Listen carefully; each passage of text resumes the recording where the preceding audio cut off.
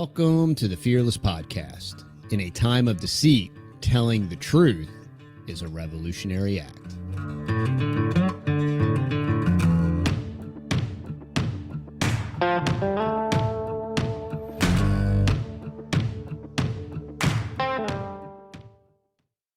Welcome back to episode 7.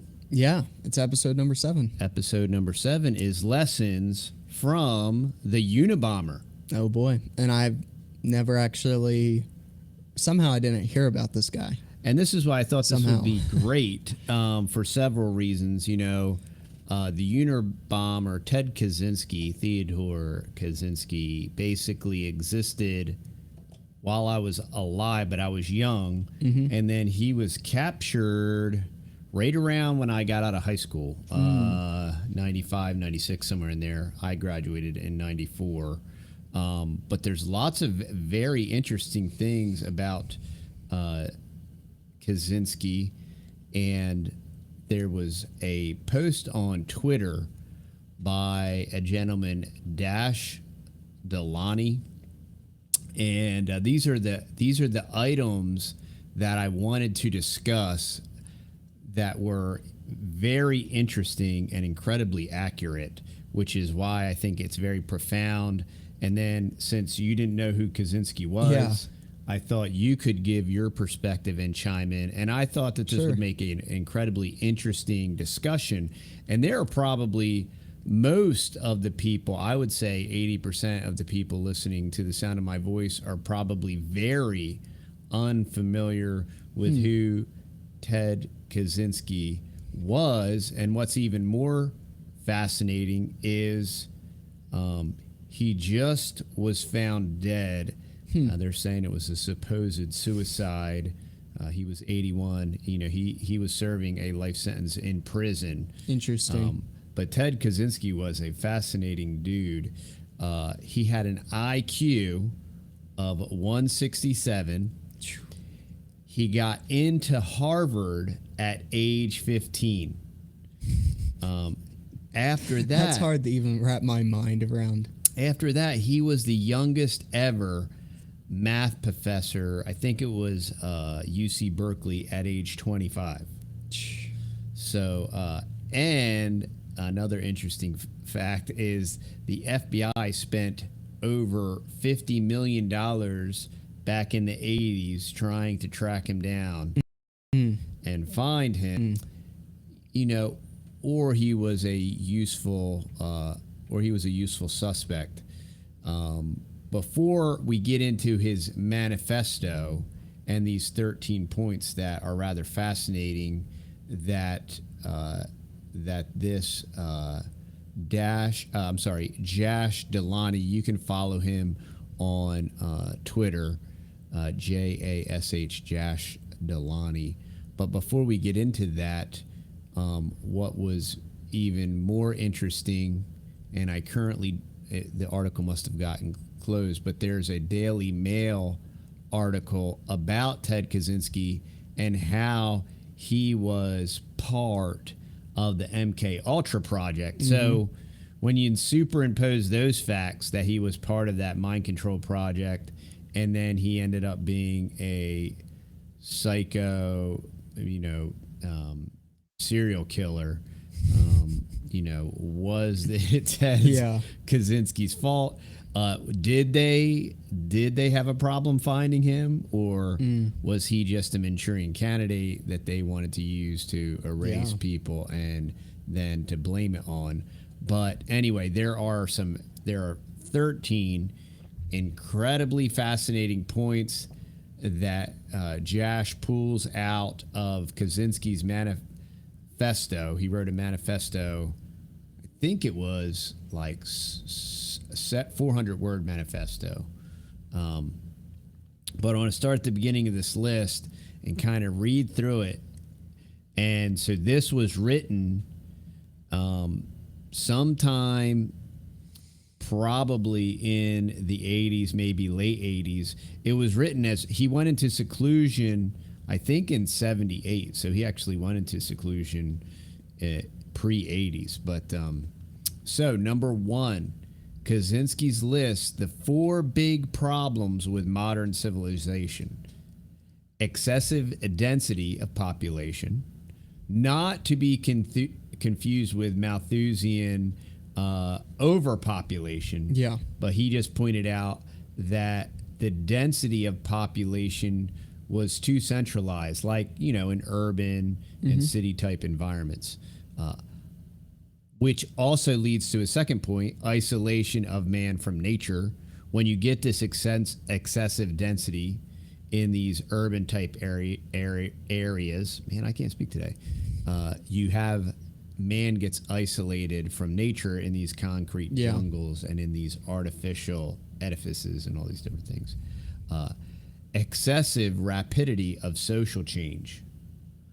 So if we saw anything in the last 3 years, I would say that we have definitely seen an excessive rapidity of social change. The breakdown of natural, small-scale communities, such as the extended family, the village, and the tribe. And I thought that this first point was so powerful. Yeah. One, it speaks to what I would concur are the ills of modern society. And we have been talking and warning about these flashpoints and these urban areas that are unsustainable and don't really produce or provide anything. They just extract from all the more rural environments around them. And that's a major problem. And then these people that live and exist in these densely populated areas are kind of detached from reality. They're definitely super synthetic. Yeah, they're definitely detached from their food system. Oh, yeah.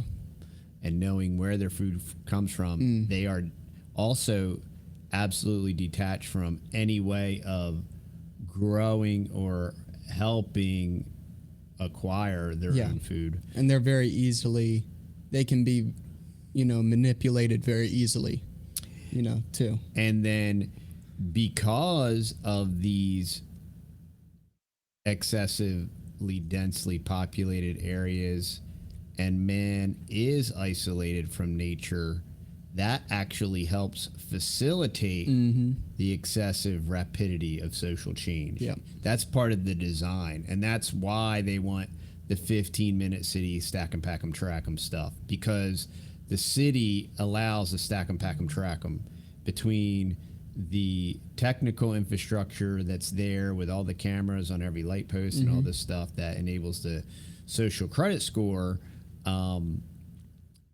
that being in that artificial environment with an artificial infrastructure where everything is pumped in, that also becomes this petri dish of excessive rapidity of social change. And then lastly, from point 1, the breakdown of natural small-scale communities such as extended family, the village, the tribe. We just had William on from Permapasture Farms, and I was talking to him and questioning him as the next generation, like, why are you on the farm? What motivates you? Because these are the questions that we get asked all the time. Is, well, why do your kids want to stay? How do you get them to buy in? And in large part is unpacking and deconstructing this first point that Kaczynski's making of why society is collapsing, and if you observe the masses, we say it all the time, observe the masses and do the opposite. And the masses are excessive, densely populated in these urban type, even HOAs and all these other things that seem to be more rural.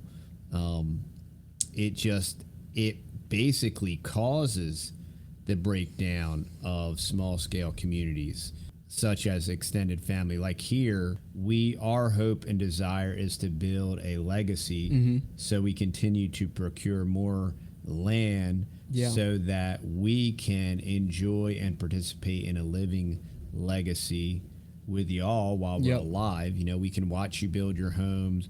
We can help you in that process, and we can experience that rather than just saving a bunch of money in a supposed 401k Yeah. that won't be there, and Yep. then you inheriting it post-mortem, and nobody benefits from that. You're taxed on it again and again, and there's so many advantages of having a natural small scale community like and then also extended. you teaching us boys, like, what to do with the money too, because I think there's a lot of people that, their parents die, they get they get their inheritance and then they go waste it on, getting a new car or something like that, just being very foolish with it when they should have invested it in something wise, like land or equipment, different things like that. And largely in part, they commit the sins of their father and start the debt process all over again. Because one, they weren't taught properly. Two, it wasn't modeled to them.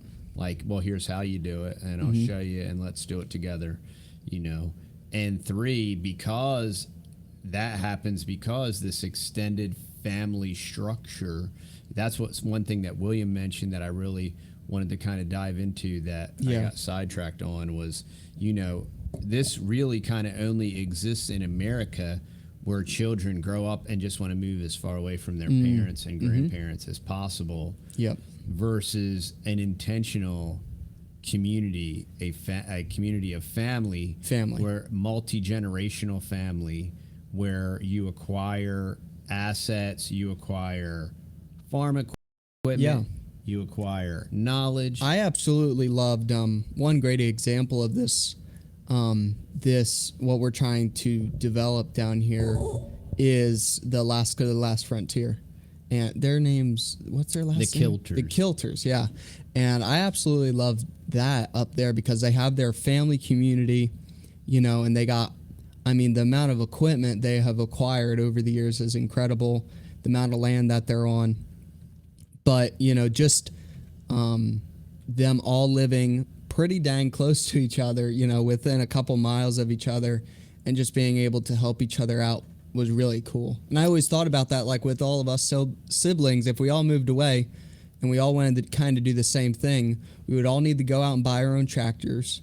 We would have to go buy all this equipment when we could literally have we have two big tractors, and they're the family's tractors or whatever, or, we got 2 or 3 pickup trucks that we go haul cows with, instead of having to have like 6 pickup trucks and 6 tractors, and then, all this, just it gets out of control. And if you're accumulating assets as a family, one person can buy the dump truck. Yeah, exactly. Another guy can buy the front end loader, and you're accumulating these various assets that all perform different functions, but you're working and using them together.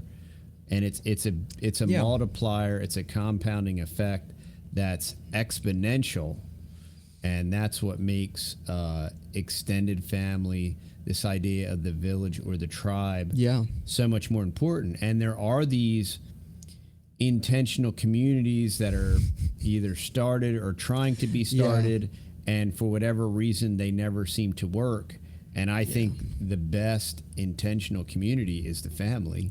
You kind of don't have a choice. You're kind of genetically related, whether you like blood, it or not. So Blood's thicker than water. All these different, phraseologies, but it has gotten lost. Well, I think the thing is it's coming to my mind right now. I think a lot of, when you really think about it, if being a Christian in this world, you don't want the things of the world, and America's going to crap as it is, and we're already so isolated from the world that this is kind of all we got. So to move away, you got nothing, right? And I think what happens is these families don't teach their kids that, and they get them too involved in the world's things, and they start lusting after worldly things, and then they're like, I don't need my parents. Right. I got all these friends and all these people all across America. I can go over there, up to wherever, Montana or somewhere, 1,000 miles away because, he does this, that, or the other, and then I guess I'll come back and visit whenever with my parents. But, it's really sad.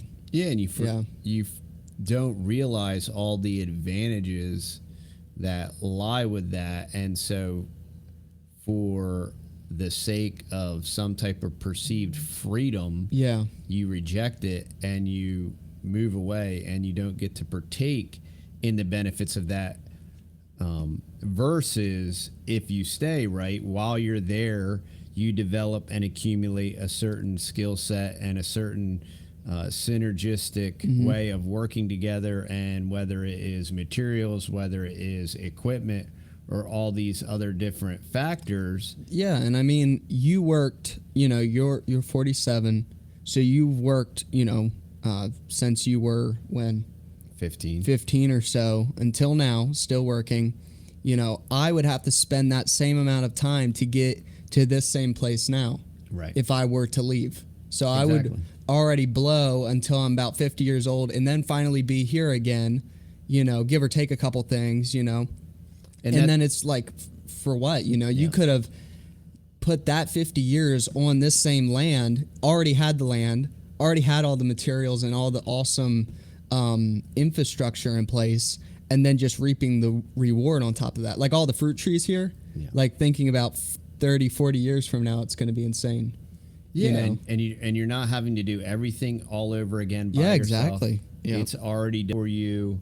As you continue to expand and grow, it'll be done together collectively as family, and you're getting all of that synergy, all of that accumulation, all of that knowledge, and then the older generation is benefiting from the youth of the younger generation, where you have more manpower and day hours to accomplish and do and achieve and succeed.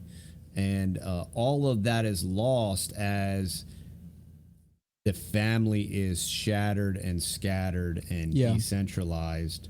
And I think the thing is that there's so many kids. I can't even tell you how many kids I've met in my life that just don't want anything to do with their parents, and it's really sad.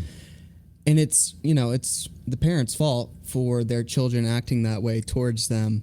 And, a lot of it is, well, I see a lot of this too, where, especially young adults, teenagers fall into this trap. I think it's because, their parents, either one, they say yes to everything and they get in trouble, or they say no to everything and they get trouble because they're just like, I'm bored to death. My mom and dad don't let me do anything. So I'm going to go, see what alcohol tastes like or whatever, fill in the blank, right. Smoke a cigarette or something while they're not looking, and then vice versa. If their parents say yes and they're absolutely just their friends, not their father or mother, and I think you do it so well, training up us boys, is that you're not a control freak.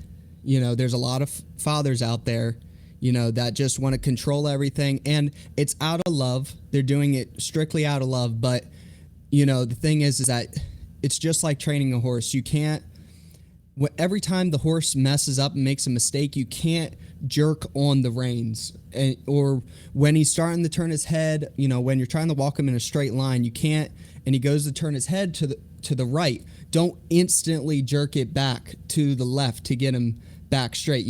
Hey, let him go over there for a little bit, and then correct him afterwards and be like, see, you messed up there, but you could have done this. You do that a lot, with us. We'll either make a mistake financially or whatever, a little thing. And you're like, you could have priced that job like this, and you would have made out better, or fill in the blank, right.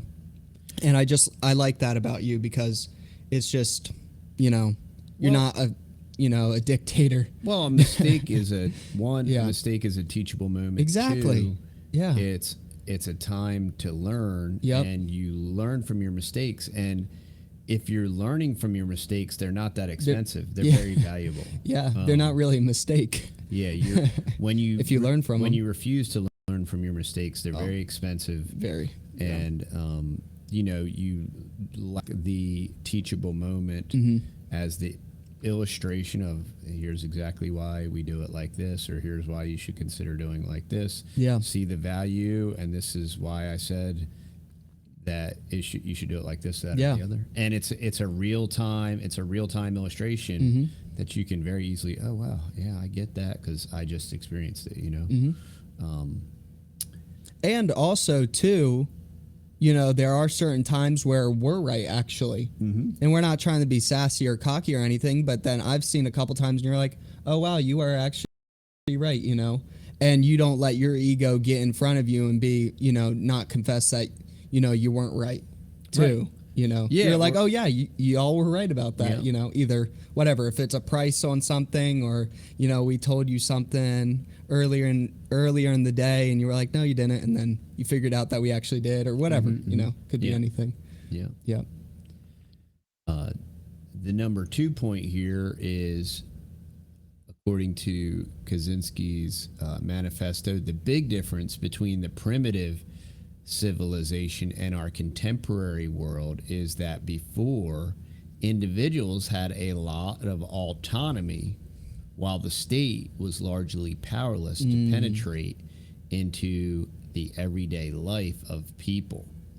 Kaczynski argues that modern tech suddenly flips this balance. And the irony of the fact that he wrote this in the 80s, right, about that modern tech encroaches. That's nuts. And steals our autonomy. And I don't need to talk about CBDCs and social media and stack and pack and track 'em and all this stuff. Yeah. But I mean, that was very smart guy. Yeah. Very smart guy. Insightful. Woo. Yeah. Number 3, the balance of power between individuals and the larger system flipped when machines made much of human labor obsolete while simultaneously allowing big corp and big government to observe, track, exclude, i.e. social media bans, stripping away bank accounts, anyone being naughty. So Kaczynski was warning about the technocracy, the technopoly, the technocratic oligarchy, and big corp and big bro merging in capitalism, right? Creating this panopticon that is total change.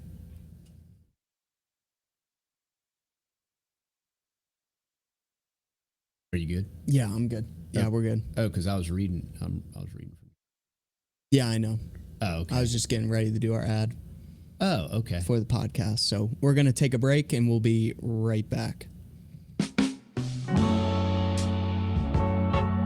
Today's podcast is sponsored by thetexasboys.com. If you want some absolutely delicious farm products, go on over to thetexasboys.com where we sell our unvaccinated, unpasteurized raw honey. And it has all the yummy vitamins and minerals in it. But also we have our bulk tea. We have several different kinds of bulk tea that we sell over on thetexasboys.com, and our ever-growing coffee line, from flavored coffees to absolutely just some good old-fashioned, your Columbia Supremo and your Justice Espresso. And then also we branched into our CBD coffee line. It's 100% organic.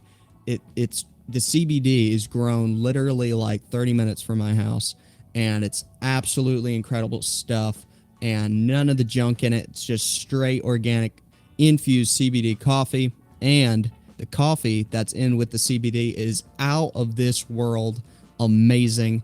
Also, our Lion's Mane coffee is super scrumptious, and your brain absolutely loves it. So if you're getting all that brain fog, instead of swigging one of them energy drinks, and you're getting that brain drain, hey, you can swig some Lion's Mane coffee and you're going to know what's up. So, and also head on over to the butcher shop if you are local or close to the Northeast Texas area. We are selling unvaccinated, grass-fed, grass-finished pork and beef, and we are selling whole cows, whole pigs, half cows, whole half pigs, quarter cows, and quarter pigs. So hopefully you can find something that you love over at thetexasboys.com. And also, before we get back on into the show here, remember to leave a review on this podcast. It helps us tremendously because the they, them, those, the 1%ers absolutely hate this podcast. They hate the Fearless podcast. As you can see on our YouTube channel, they love desubscribing people over there. But just give us a rating, and it helps push this podcast out. And with all that said, y'all, let's get back on into podcast. So number 4 from Uncle Ted, he explains how modern life steals your sense of agency. Primitive man threatened by a fierce animal can fight in self-defense. And I would even say that you don't have to go back as far as primitive man. I think you could go back to 1776, right? Yeah. When you could say modern man could fight tyrannical oppression. Yeah, absolutely. Because he was weaponized in the same manner as those that were tyrannical and opposed freedom, right? The modern individual is threatened by many things against which he is helpless. Nuclear accidents, carcinogens in food, increasing taxes, direct energy weapons, global warming, global boiling, fill in the blank, terrorism, domestic terrorists, right? Like good old Uncle Ted himself, he was labeled a domestic terrorist. He might have been converted into a domestic terrorist by a little MK Ultra. And a little programming. So lots of very interesting parallels here. Number 5, Kaczynski writes, the Industrial Revolution has radically altered man's environment. It is to be expected that as technology is increasingly applied to the human body and mind, man himself will be altered as radically as his environment and way of life have been.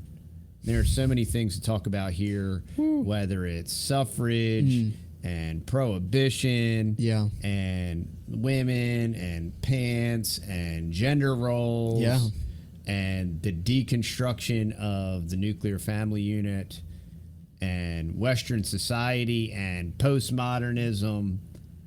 I mean, all of these tipping points happened on or about or slightly before that Industrial Revolution. Critical theory, the Frankfurt School, critical race theory, critical text theory, the search for the historical Jesus, and the search for the original manuscripts that they still haven't found. Dang it. So there you go. Can't wait until they actually find those. It'll be such a good day. The autographa. The Industrial Revolution. And it's radically altered man's environment. It continues to pollute man's environment every day. It pollutes God's environment too. And, well, that's why they love it. It was a key in postmodernism to deconstruct humanity and to deconstruct the nuclear family. And, you know, that's why you got Sally Steamfitter and all of that stuff. It's why you had the planes, the tanks, and the bombs to do all the weapons of mass destruction that has plagued humanity for the last 200 years or so. Very interesting. Number 6. With robots, this was written in the 80s, y'all. This is nuts. With robots doing most work, will people find work in services industry? Kaczynski says no. People will reject the pointless, busy work of driving each other around, making handicrafts, waiting on tables, and embracing dangerous outlets like drug, crime, cults, and hate groups. And this is so fascinating because we went past this industrial age, right? And now that we're bringing manufacturing back to America, it's going to be done through automation. And you have all of these socialist communists, including the Orange Man, that are pushing basic universal income. And everybody's like, no, that's a leftist democratic thing. But I like to remind everyone of the MAGA jabs, and also the first person to direct deposit money into a working man's checking account was Trump. All right. Sadly. So, I mean, that was the first UBI that wasn't some type of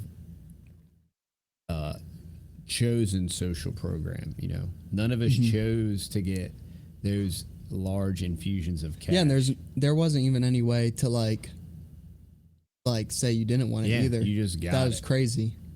Yep. And I guess Super there would have nuts. been one way, like if you weren't getting your returns direct deposited, you would have gotten a check and then you could have just sent the check back. Okay. Gotcha. But, you know, and that was the mistake I made was not sending it back. No. Oh. Getting my returns direct deposit. So I totally didn't have it just got deposited. I didn't even know it was there until I was like, wait a minute, where did this money come from? But that's the magic. That's what they love to do. That's the magic of the Gooberman. Number 7, Kaczynski against leftism. Leftism is in the long run inconsistent with wild nature. We talk about this all the time about leftism and Ouroboros, and it's designed to eat itself. Quite literally. And it'll never be happy until it consumes itself. You can never be radical enough. You know, even though somebody wrote a book, Rules for Radicals, you can never be radical enough for the radicals. Never such a thing. And it's inconsistent with nature because it will eat itself. Yeah. With human freedom and with the elimination of modern technology, leftism is collectivist, communist, socialist, right? It seeks to bind together the entire world, both nature and human race, into a unified whole. Now, Kaczynski probably read the Club of Rome, the 1970 declaration of how they were going to choose the weather as this binding factor to control humanity by creating this concept, which is now climate change, which used to be global warming, which used to be global cooling and the deep freeze. But check this out, what he says. It seeks to bind together the entire world, both nature and human race. Is there anything that we've seen about climate change that isn't absolutely that, right? It's like, oh, well, it's our fault that nature is getting hot. Yeah. So therefore, we as the human race need to do all this stuff, right? To stop something that is absolutely unstoppable and that nature contributes to on a factor of 1,000 more of what we could ever possibly attribute to it. But yet we have to be net zero, and we're the CO2, right, that they're trying to eliminate. And even the CO2 that we produce, they don't ever like to talk about all the millions or billions of trees that are on the planet that absorb that. And not just trees, like plants. And they need it to survive. So if we were able to eliminate all CO2, then everything would die. Yeah, and the CO2 makes the plant function at a higher level. Exactly. Perform better. So that's what I never understood. Like, it's plant food. Yeah, it's just, it hurts my brain. brain. It's because it has nothing to do with that. It has everything to do with... I guess that's how you could say water's the...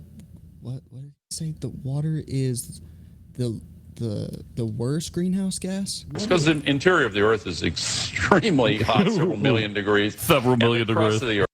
That's Al Gore. Exactly. The crust of the Earth is that was the same guy. Several Al million Gore. degrees. Yeah, it's the same guy. Because he was the same guy that we actually got banned off YouTube because he said that water is the biggest greenhouse gas, right? The largest greenhouse gas, which makes no sense whatsoever.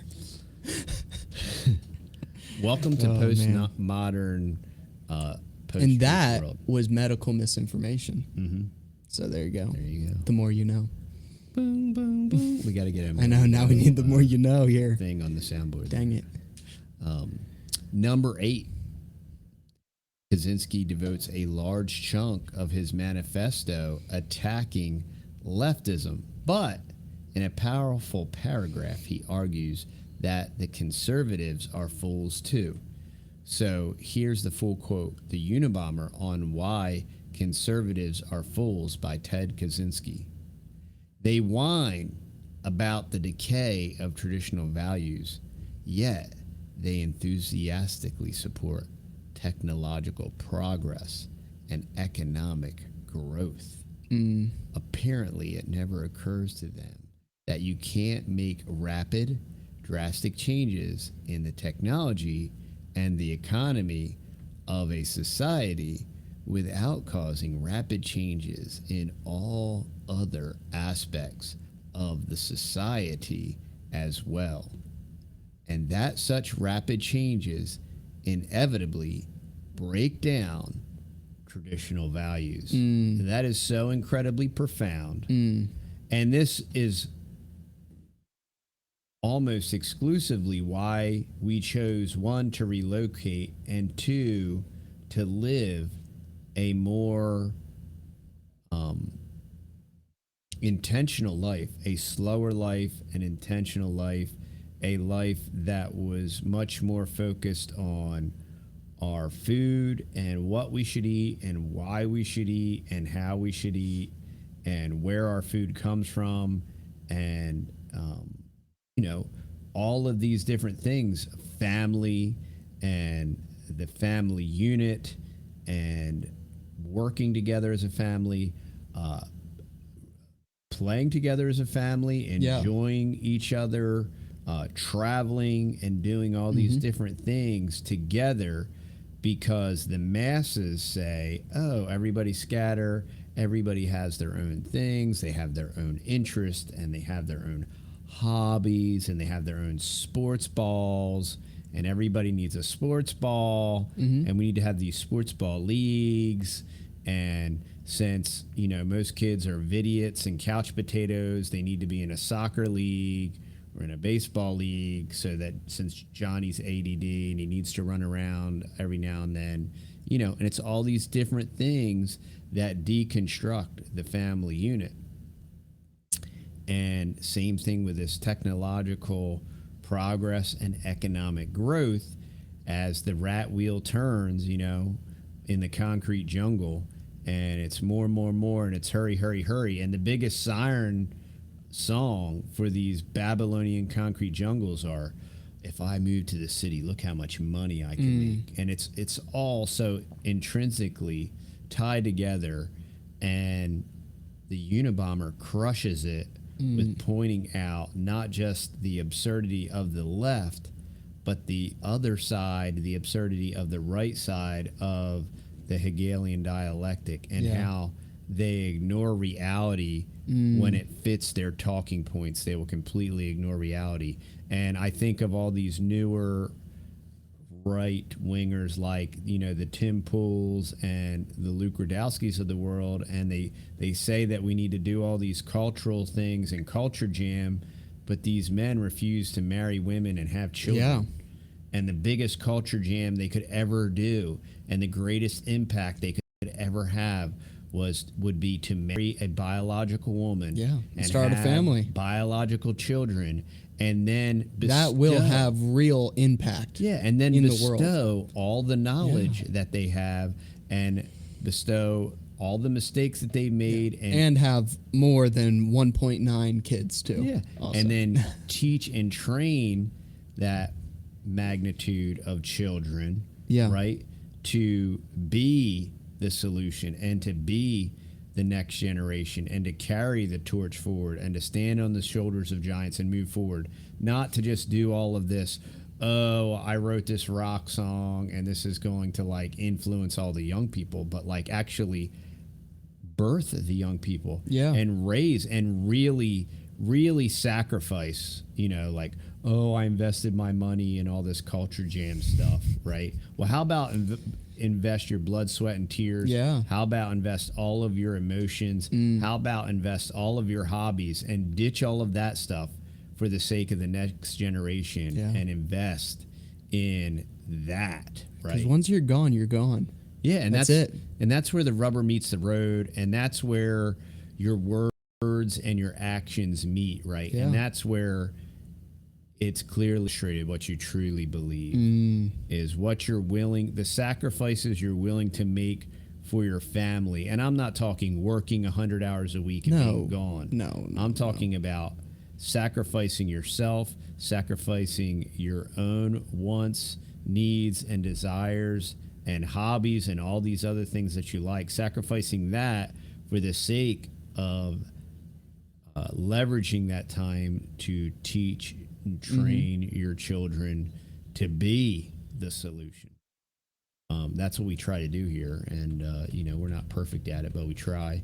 And not only that, we offer a parenting course and a young men's course to try to continue to spread this information to those that care. And the reality is there's just a lot of people that don't care. I mean, look, we put our courses out.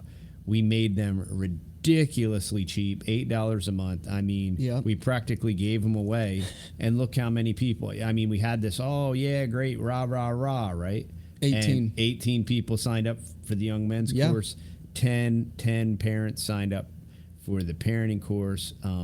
So you clearly $8 a month, less than a Starbucks coffee a month, right? And I promise you that all these people are wasting way more than $8 a month, but yet nobody cares. Nobody cared enough to invest $8. $8 into their children. It could have been $8,000.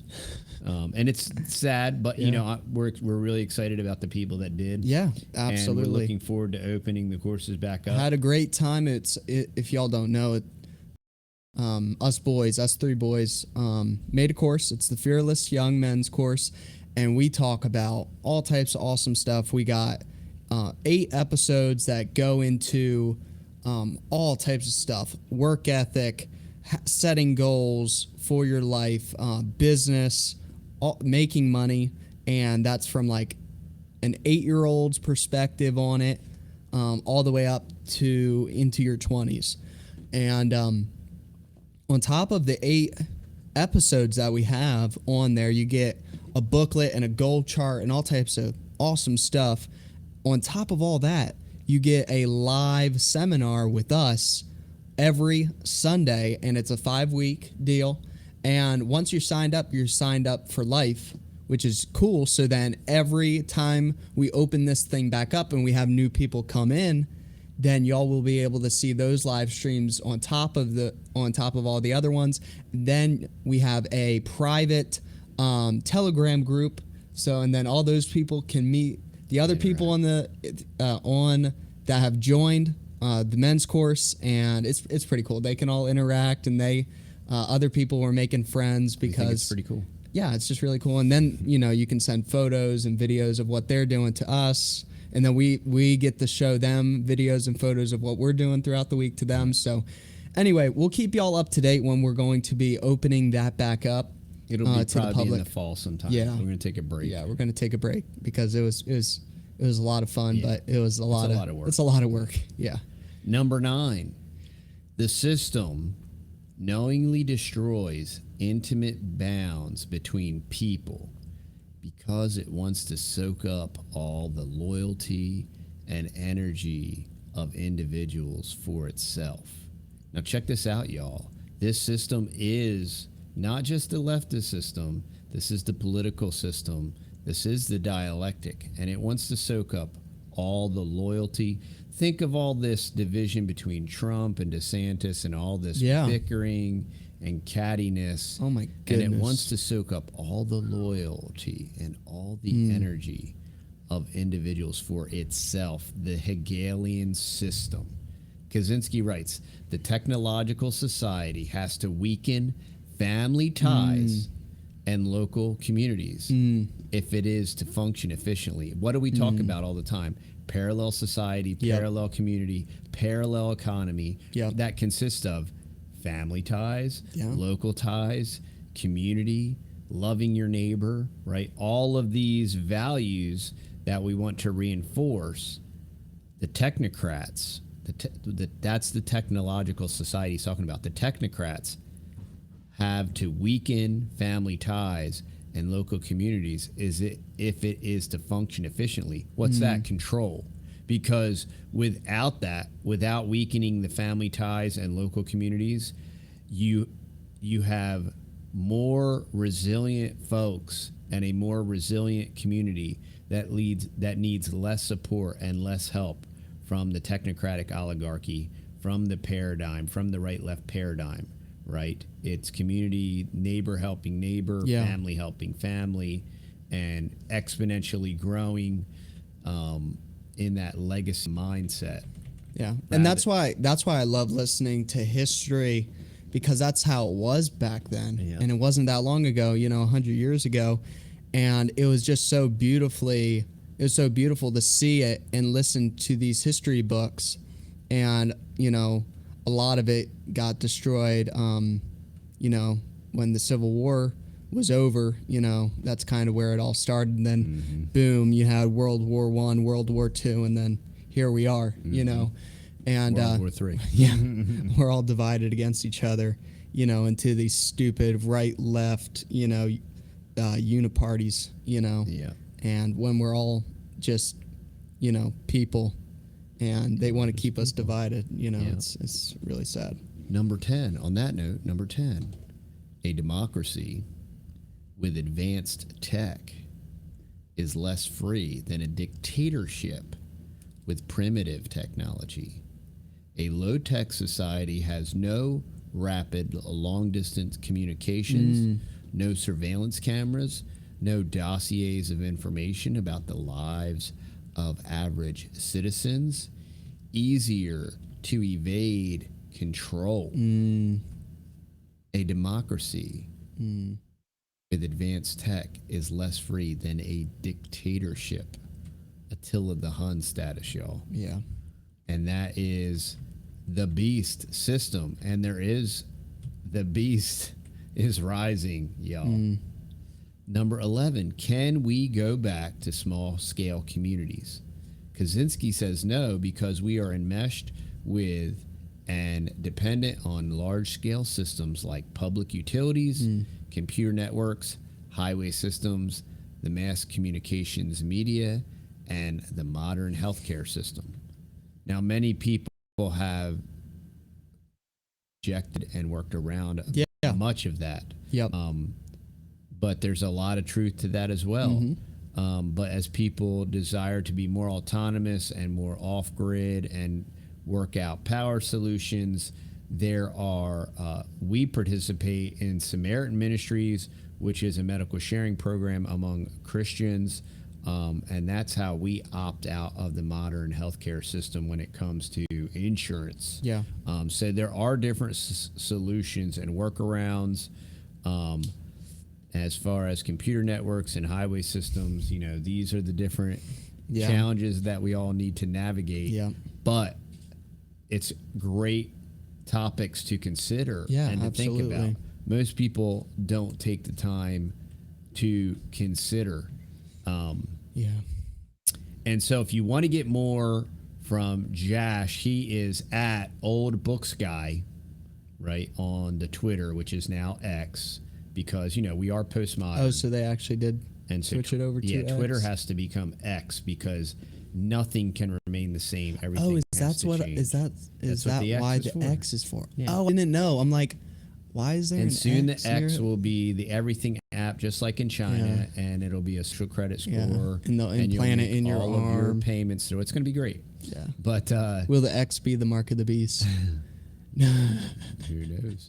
But the Old Books Guy, he has Kaczynski powerfully critiques leftism in his manifesto. He has great insights on why the left needs technology, why leftist art is the way it is, and the inner life of a left winger. So if you go to Old Books Guy on Twitter, you'll see a link to the Unibomber versus the political left. And it's very intriguing. It's very fascinating. And I really highly encourage you to check it out. I really have enjoyed this conversation. Yeah, absolutely. So Matt, so you had no idea who Ted Kaczynski was. No. You were vaguely familiar with what the CIA program MK Ultra is. Yeah, vaguely. It's very interesting that this serial killer, Ted Kaczynski, who was this brilliant fella, brilliant mathematician, he had all of this very incredible insight about society, and dare I say he was pretty much spot on with most of it. And for some reason, he supposedly wanted to kill everybody and blow everything up. But when you are exposed to something, these type of mind control programs like MK Ultra, most of the people that I'm aware of that have lived to tell about the MK Ultra program absolutely didn't want to do what they were mind. That's what I was going to say. I'm like, who's saying that he wanted to blow all these people up? Well, and it's also convenient that these serial killers and mass shooters and all these different people always suicide themselves. Well, one, they do always suicide themselves, supposedly. Two, they conveniently do these acts of atrocity that then need large swaths of legislation to prevent. When if we realize the irony of the deep state that was facilitating these acts on these subjects that are incapable of stopping this mind control, it's a chicken and an egg. Like, well, if the Unibomber never blew anything up, would we have had all this legislation? And it just so happens that because he did, now we do, kind of deal. It's very interesting. It's heavy points to ponder. But yeah, hopefully y'all got something out of episode number 7. It was a great episode. Man, an hour flew by like nobody's business. And we are going to get on off of here. Hopefully y'all will have a good rest of your day, evening, weekend, morning, whenever you are listening to this or watching this. And just thank you all so much for tuning in. If you made it this far, you are definitely a super fan of the Fearless podcast. And also, if you want to support the show, go over to thetexasboys.com and pick you up something over there. Also, if you're watching this on one of our YouTube channels, I'm rocking the Fearless podcast t-shirt. And I just really like what it looks like in that charcoal black. And then you also have the I'm the Control Group, and I actually have the I'm the Control Group hat too on today. So anyway, without further ado, we are going to go ahead and get on off, y'all. So catch y'all next time and stay fearless. You want to say stay fearless? Stay fearless, my friends.